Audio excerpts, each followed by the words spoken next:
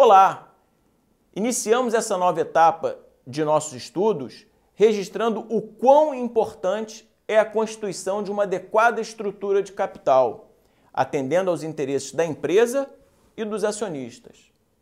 São objetivos desta unidade: identificar as diferentes composições de estrutura de capital, avaliar o impacto dos custos de diferentes alternativas de capital e conhecer o mecanismo de pagamento de dividendos.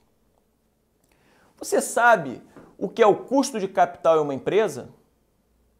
O custo de capital nada mais é do que o preço pago por uma empresa para a utilização de recursos obtidos junto às suas fontes de financiamento. O custo de capital é demasiado importante no momento em que uma empresa faz a análise de investimento para decidir se o mesmo deve ou não deve ser aceito, o que exige verificar se o custo de capital será menor ou maior que o retorno esperado.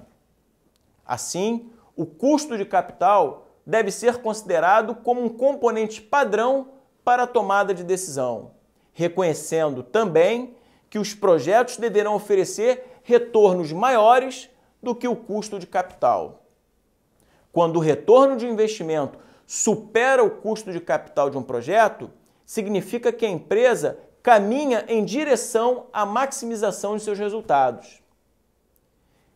Em uma empresa, podemos identificar dois tipos de capital: o capital de terceiros e o capital próprio.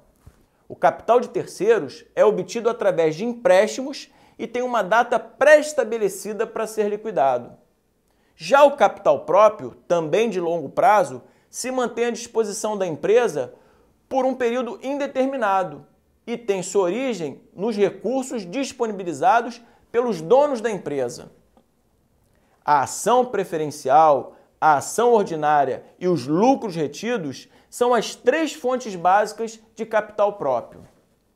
Já os dividendos de uma empresa podem ter dois caminhos: ou serem distribuídos em dinheiro aos sócios ou serem reaplicados sob a forma de investimentos em nome dos próprios acionistas.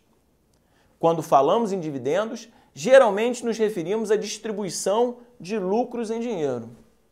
Entretanto, qualquer pagamento feito diretamente pela empresa a seus acionistas pode ser considerado um dividendo ou como parte de sua política de dividendos.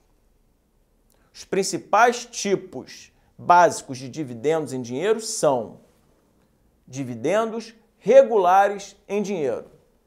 É o tipo de dividendo mais comum, podendo ocorrer em torno de 4 vezes ao ano, com pagamentos feitos diretamente aos acionistas. Dividendos extraordinários. Quando ocorrer, significará a possibilidade de se repetir no futuro ou não. Dividendos especiais.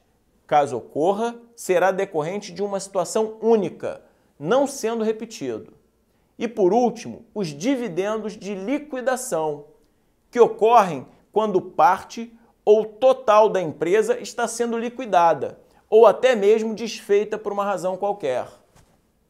De qualquer forma, seja pelo tipo que for, o pagamento de dividendos em dinheiro implicará em impacto no caixa e ou lucros retidos da empresa, exceção feita quando no caso do dividendo de liquidação. Ao concluirmos esta unidade, podemos afirmar que agora reunimos as condições básicas necessárias para entendermos com mais propriedade a estrutura de capital que esteja sendo utilizada por uma empresa.